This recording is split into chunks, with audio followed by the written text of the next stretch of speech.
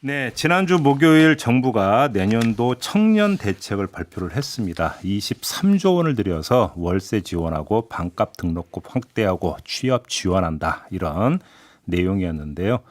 이 내용은 어제 발표된 600조 규모의 내년도 예산안에도 담겼는데 근데 일각에서는 이거 대선 앞두고 청년 세대 표를 겨냥한 현금 살표 아니냐, 매표 행위 아니냐 이렇게 또 비판을 하고 있기도 한데요. 청년 특별대책 종합 발표를 주도한 분이죠.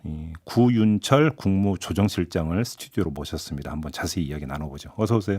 예, 안녕하세요. 네, 네, 반갑습니다. 네, 일단 좀 그래도 생소한 분들을 위해서 좀 간략하게 좀 대책 그림을 예. 좀 그렸으면 좋겠는데 가장 핵심적인 그 지원 대책이 어떤 겁니까? 예, 지금 우리 청년들 굉장히 어렵습니다. 미래의 꿈이고 예. 우리의 희망인데요. 예. 그래서 청년들에 대한 토탈 패키지 정책을 마련했다. 이렇게 보시면 되고요. 그래서 가장 중요한 게 일자리 대책 아니겠습니까? 그렇죠. 일자리에다가 이제 일자리만 가진다고 인해서 또 해결이 안 됩니다. 그래서 주거 그리고 청년들이 어려운 청년들은 또 복지, 자산 형성, 문화생활까지도 좀 어느 정도 기본적인 건 해줘야 된다. 예. 그 외에도 또 당장은 일자리를 못 가지는 청년이지만 역량 강화를 위해서 교육을 시켜주는 부분.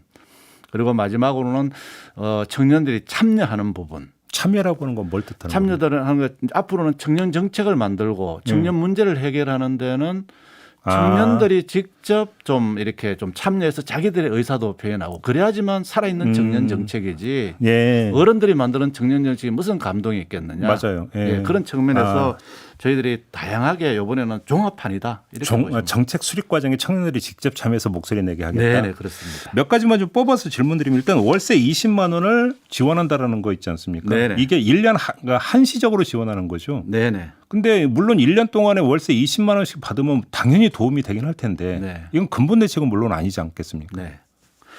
예, 그래서 그 월세 대책만 딱 보시니까 그렇게 보이는데요. 저희들 대책이 패키지 대책입니다. 네. 아까도 말씀 종합 대책이거든요. 그래서 청년들이 이제 주거를 이렇게 탐색하는데 이 탐색 단계에서 정보를 얻는 단계도 정부가 저희들이 주거 상담 교육 서비스라는 이 제도를 도입되어 있고요. 네.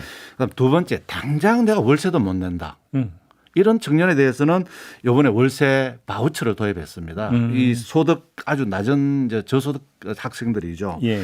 그리고 이것뿐만이 아니고 청년들한테 공공임대주택도 저희들이 제공해 주려고 테마형 임대주택 제도를 도입해 가지고 또 청년들한테는 그 당장 월세를 넘어서서 공공임대에 들어갈 수 있게 해주고 예. 또 장기적으로는 내 집 마련을 위해서 저희들이 40년 초장기 정책 모기지도 도입하고 또 그리고 청년들에 대해서 공공 자가주택도 공급하는 등 이게 촘촘하게 돼가 있는데 이 월세만 딱 떼어놓고 보다 보니까 자꾸 예. 그것만 보시는데 좀 종합적으로 좀 봐주십시오. 여러 가지가 있다 이 말씀이신 예, 거죠? 그 중에 하나다. 알겠습니다. 예.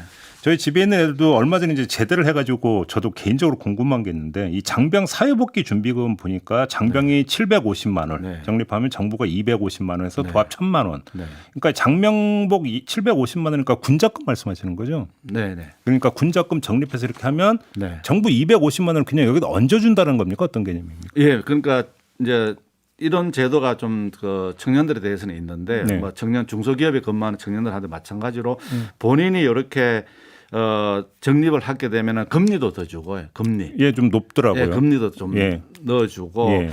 정부가 뭐 다이렉트 이렇게 매칭하기보다는 금리 혜택을 좀 줘서 그러니까 예. 군자금 이자를 높여줘가지고 예, 예. 다른 데보다는 굉장히 높습니다. 그래서 이제 꼬박꼬박 이제 그 18개월 동안 군적금 보면 1,000만 원 정도 받아서 나올 수 있게 해주겠다. 제대할 때 1,000만의 목돈을 들고 와서 그걸로 본인이 또 원하는 뭐 학업에 도움이 되기도 하고 또 본인이 창업을 한다면은 뭐 거기에 대한 자금도 좀 쓰고 이렇게 하게 하기 위해 지금까지 그중 군적금 한 4%대 정도 됐던 걸로 제가 기억하는데 그보다 더 훨씬 높습니다. 더 이제 올린다라는 거. 얹어줍니다. 예. 그렇게 되는 거고요. 네.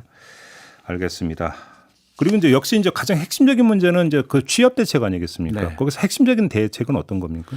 예, 취업이 사실은 제일 중요합니다. 예. 그래서 저희들이 이번에 마련한 대책을 꼼꼼하게 좀 살펴보시면은요. 첫째는 청년들이 대기업이나 금융기관들의 훈련센터가 있습니다. 이 훈련센터에서 예. 교육을 가르쳐 가지고 그 대기업 또는 금융기관의 본사 또는 자회사 예. 또는 관련된 중소기업에 지원하도록 하는 대책이 포함되어 있고. 아, 이제 그 훈련기관을 이수를 하면 예. 좀 어떻게 취업으로 바로 연결될 수 있게. 연결될 수 있는 경우입니다. 두 번째는 그동안에 저희들이 항상 이게 청년 일자리 중에서 또 IT라든지 또 AI라든지 소프트웨어라든지 이런 쪽은 또 사람을 못 찾아요. 네, 배터리라든지 예. 이런 부분은 그런 쪽에 청년들 교육을 좀 시키면은 바로 비어 있는 일자리로 갈 수 있지 않겠냐 그런 두 번째 있고 그럼 세 번째는 청년들이 좀 창업을 하는데 기술 창업을 좀 하도록 하자. 해서 요 세 가지를 요 하반기부터 바로 시행을 하고요. 내년도에는 이거 외에도 뭐 훈련은 일반적인 정부 훈련기관 그다음에 구직 예. 일자리를 찾는 분야도 좀 확대를 하고 좀 신규 사업도 좀 도입하고 예. 그다음에 재직하는 또 청년들에 대해서는 또 재직을 오래 할 수 있도록 하는 걸 인센티브도 더 이렇게 연장하거나 또 확대하고 하는 이런 제도를 도입해서 일자리가 가장 1번입니다. 근데 이런 대책에 대해서 퍼주기다, 매표행위다 이런 목소리 나오는 거 어떻게 받아들이십니까? 저는 좀 이 청년들한테 좀 퍼줬으면 좋겠습니다. 근데 사실 보십시오. 이게 퍼준 겁니까? 제가 말씀드려 볼게요. 예. 내년도 600조가 넘죠. 예산이. 예. 청년 예산이 얼마입니까? 토탈 아까 제가 지금 20조 23조인가 아닙니까? 예. 그런데 청년 인구가 1,000만이 넘어요. 예. 20% 넘습니다. 예. 그런데 20% 넘으면 단순하게 계산하더라도 예산이 600조에 20% 같은 120조는 돼야 되는데 20조 주고 퍼줬다고요? 아, 그 계산법이 그렇게 되는 겁니까? 그럼요. 단순하게 보더라도. 예. 그런데 우리 사실은 이제 그런 논란 자체는 저는 뭐 약간은 다른 측면이라고 보여지고요. 이 청년들 굉장히 어렵습니다. 꼭 돈만은 아니지만은 예. 그래도 청년들한테 어느 정도 정부가 좀 지원을 해줘서 좀 꿈과 희망을 가지고 이 청년들 세대를 놓치면 우리 한국의 미래를 어떻게 할 겁니까? 예. 그래서 뭐 퍼줬다 뭐 이런 얘기는 저는 전혀 맞지 않다고 생각하고요. 예. 저희들은 어쨌거나 작은 돈이지만은 청년들이 자립하고 일자리를 얻고 또 미래에 하여튼 꿈과 희망을 가지고 살 수 있도록 예. 이렇게 좀 부족하지만은 조금씩 이렇게 가지고 다 메워줬다. 예. 이렇게 저는 설명을 드리고 싶습니다. 그럼 이제 퍼주기라고 하는 주장에 대해서 하시고 싶은 말씀은 그 입 다물라 뭐 이런 겁니까? 그런 정도는 아니지만 이게 청년들한테 20조 600조 중에서 20조 해주고 퍼줬다 그러면은 진짜 청년들이 들었을 때는 좀 이 마음 상할 것 같습니다. 알겠습니다. 제발 청년들 마음 상하게 하지 말고요. 예. 좀 많이 주고 예. 청년들한테 이렇게 얘기를 하면 1,000만 명이 되는 청년입니다. 지금 이 정책 대상이 그런데 20조거든요. 그러면 예를 들어서 이제 새해 예산은 이제 짜지고 이제 국회에서 이제 심의 과정에서 네. 이제 어떤 이제 칼질이 들어갈 거 아닙니까? 네. 그러면 청년 예산 같은 경우는 칼질하지 말아 달라라는 말씀으로 이해를 해도 되는 겁니까? 이제 저는 이렇게 말씀드리죠. 전체 규모로 보면은 사실은 아까도 말씀드린 600조에 한 20조 내외. 그다음에 인구는 5천만에서 정책상이 1,000만 명인데 의원님들 잘 아실 겁니다. 이 청년들 코 묻은 돈 아닙니까? 어떻게 보면은 이제 좀 뭔가 길을 살리고 또 뭔가 꿈을 주려고 정부가 그나마 했는데 사실은 어떻게 보면은 뭐 많다고 또 생각하시는 분도 있지만 또 적다고 보면 또 굉장히 적은 액수입니다. 어쨌거나 정부는 국회에서 잘 이렇게 심사해 주시면은 알뜰하게 써서 네, 알겠습니다. 이 돈이 효과가 나도록 그렇게 관리를 잘 하도록 하겠습니다. 근데 지금 청년 세대에서 나오고 있는 이제 공정화도가 이제 많이 나오고 있지 않습니까? 네. 관련해서 질문 하나만 좀 드리고 네. 싶은 게 물론 정부의 직접 지원을 반대할 이유는 전혀 없을 것 같고요. 네. 다만 어떤 취업 환경에서 어떤 공정한 환경을 조성해 달라라는 요구도 상당히 크지 네. 않습니까? 네.